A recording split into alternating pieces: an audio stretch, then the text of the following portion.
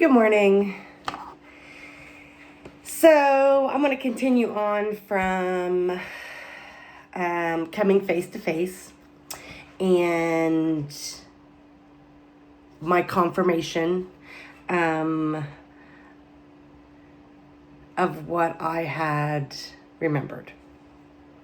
So after leaving that day from the bank, he drove away, everybody came out, tried to calm me. I was not calmable. I did get in the car and I left. I came back home. But when I tell you the questions that arose from my mind at that moment, I mean, wow, right? Wow. So I just get the biggest confirmation that I could ever have gotten. If you accuse someone of that type of abuse and they have nothing to say, wow.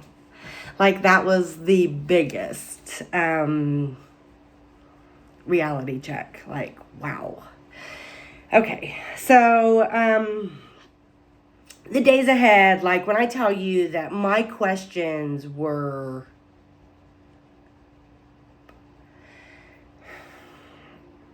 my mom's gone, right? So at this time in my life, my mom has been gone for years. The only parent I have left, I just have got confirmation that sexually abused me as a child. And I have no one to get answers from. How did this happen? Why did this happen? So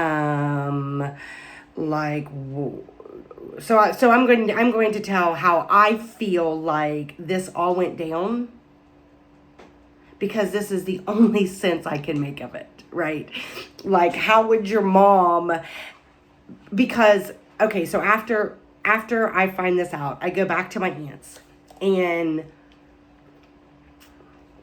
I start asking things like, if people were aware of this happening, how were they aware? What happened? I need to know. How do people know about it? Tell me. And she said, well, the 2-year-old, told. I don't know exactly what I told, but I told my mom that I had seen his dick, basically. And I also know that I said that I seen stuff coming out of it because she let it, she played it off as I had seen him go to the bathroom.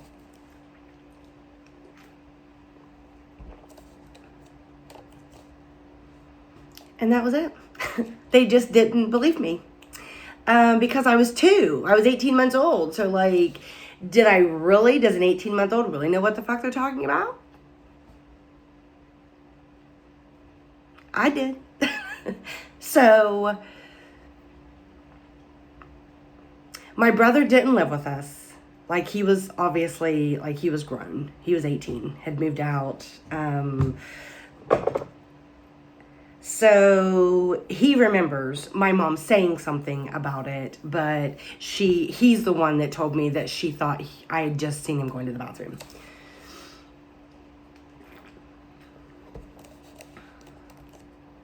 So I asked him why he never did anything about it, and he was like, Daz, I was a kid too. Okay, I get that. But then my aunt said that she knew about it, and I asked her why she never did anything about it. Why didn't you turn it in? Why didn't you do something? And her response to me was, it was complicated. It was not that easy. I wasn't around all the time.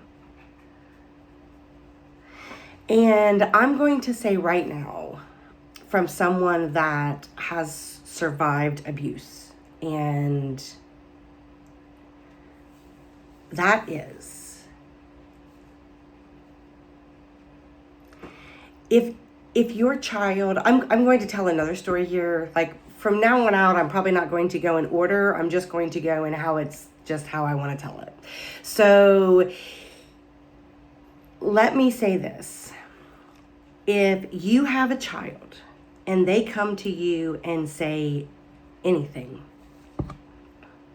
someone is hurting me, someone is showing me their body parts they shouldn't be showing me, someone doesn't feed me, someone doesn't let me go to the bathroom. Like if a child is telling you things like that, please believe them. Like I don't believe that a child necessarily knows how to lie at that young of an age. I just don't. And I'm going to jump way ahead now. So I'm going to tell just a small story of my son. When he was 20.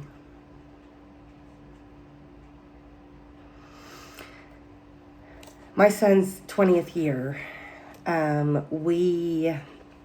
he came home from work one day and he says, "Mom, my side hurts." And I was like, "Bub," now he's 20, he has a job, he works outside, like a physical job. And I'm like, "Bub, you probably pulled a muscle. So just, go to bed, relax, see how it feels tomorrow." That's how I was treated when I was a kid. It's fine. Like, if you're not bleeding or we don't see something like actually hanging out a bone, then you're fine. It'll fix itself. That's how I was treated as a child. I'm surprised I'm here.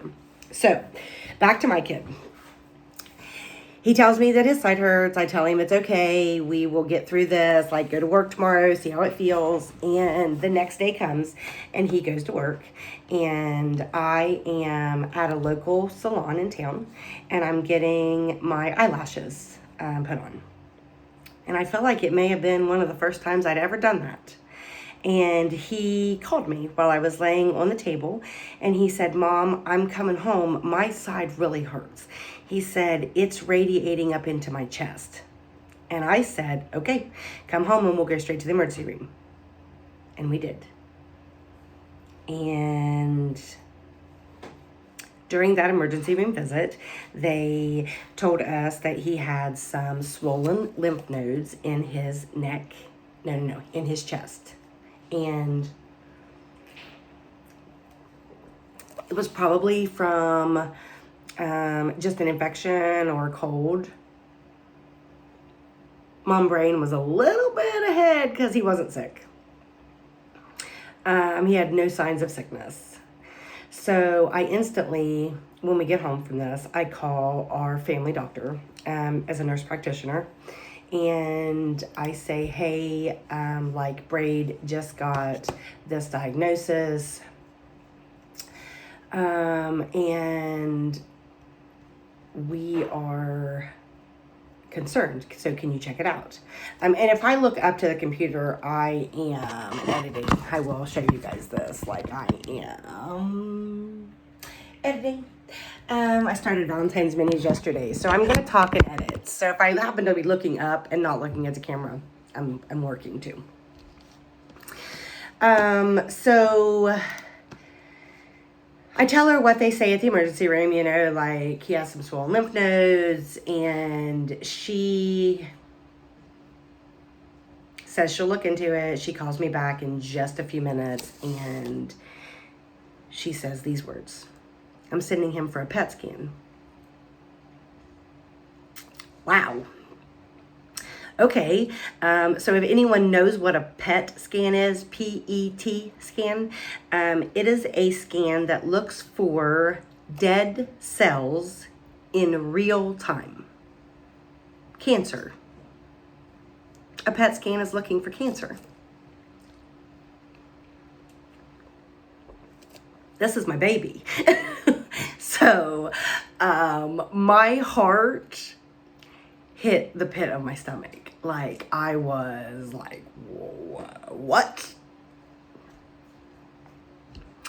So I'm not going to go into crazy detail, but I will say that we had a huge scare with cancer, and at the end of the day, it came back benign. So I will say that he had a mass in his chest. It was his thymus. Most people don't even know what that is. I too had no clue what that was. It's not your thyroid, it is your thymus. It is a gland in your chest that builds your immune system, or helps build your immune system. And it is most vital as a child and even in the womb. But it most generally is gone, like it actually deteriorates and is gone by the time you are an adult. So my adult aged child, I mean, he is an adult, but he's my baby. So his thymus did not disintegrate. It actually grew. So he has a mass in his chest that goes from under his armpit to up to his shoulder, a clear crust. And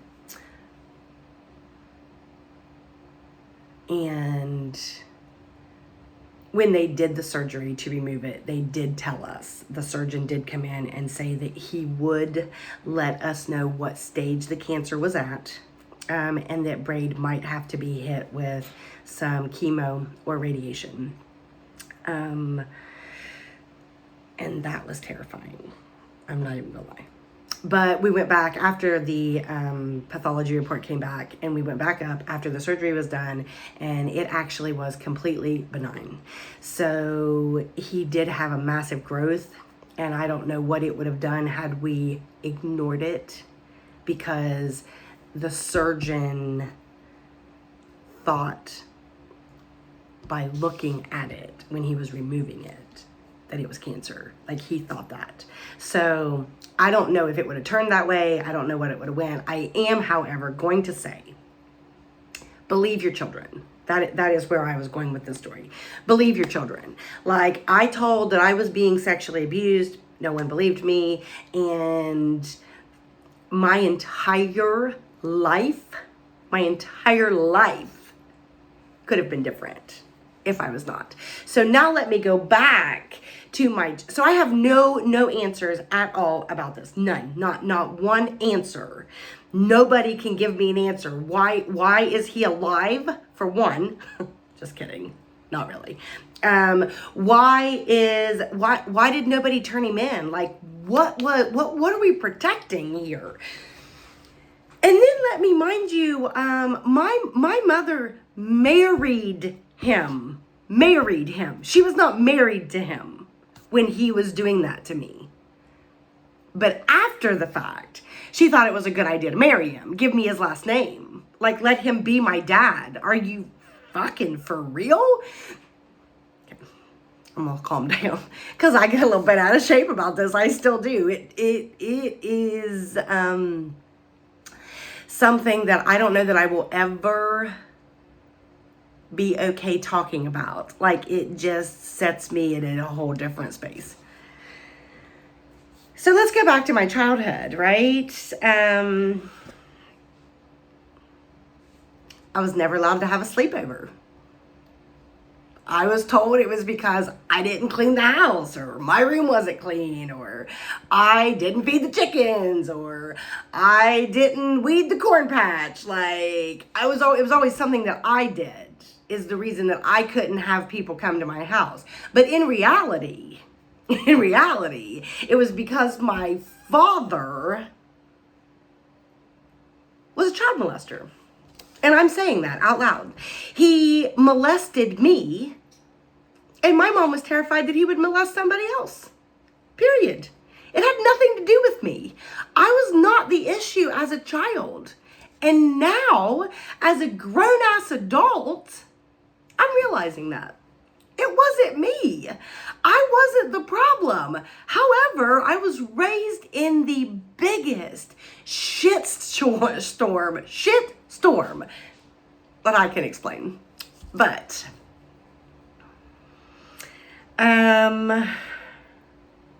I will say that I have not come face to face with him since that day, and I believe that God himself will not do that to me. I believe that he will keep us apart, because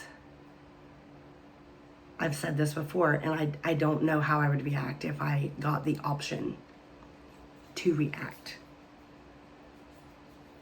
to him. I don't know what I would do.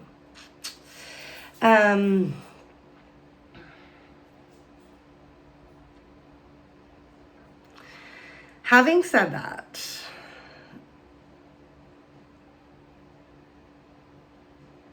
my mom and dad, when this was happening to me, they had gotten in a fight, or they fought, I don't know, and they separated. And my mom lived at the bottom.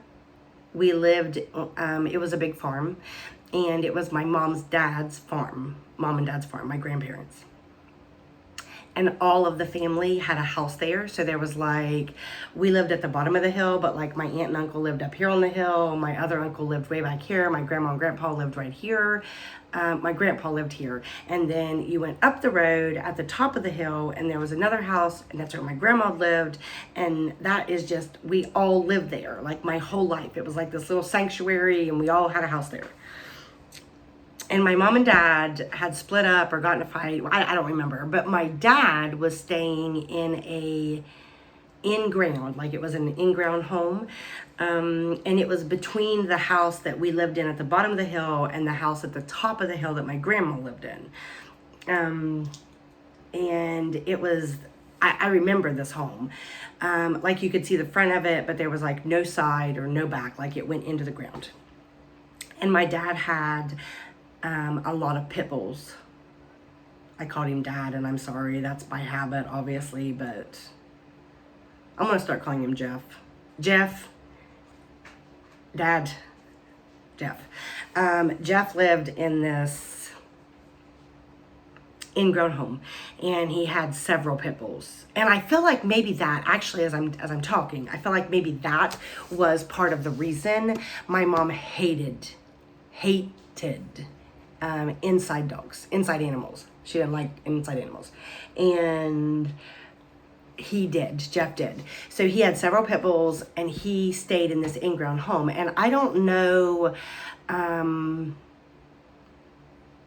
was made to go there. Like I would go there and stay with him while my mom went to work. I don't know. But when these incidents were happening, and it was more than once. It was more than once. I don't remember it ever going any farther than that, but it did happen more than one time. But it was in the bedroom, and there was a window right here. And the bed was right beside of the window, and he would sit on the edge of the bed facing the window. And that's where he would. But like I said, after this, my mom married him. And to tell you that the questions that run through my head as like, why? Like, why are we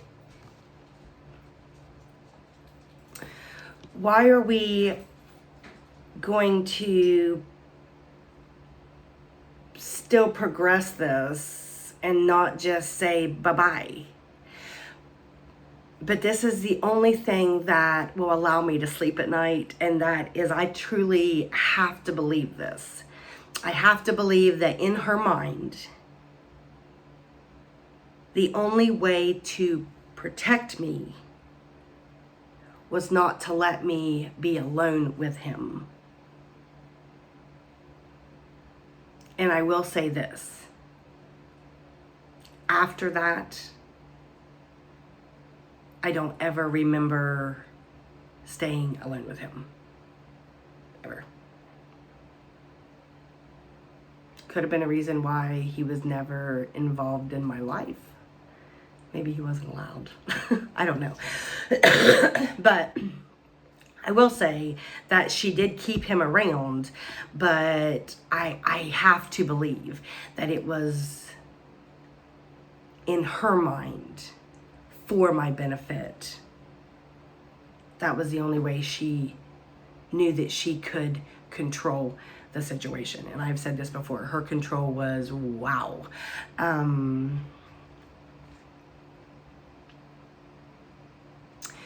I will say,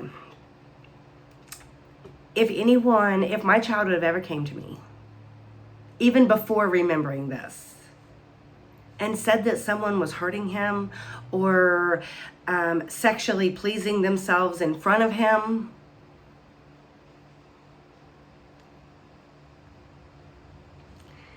it wouldn't have been a question as to whether I would have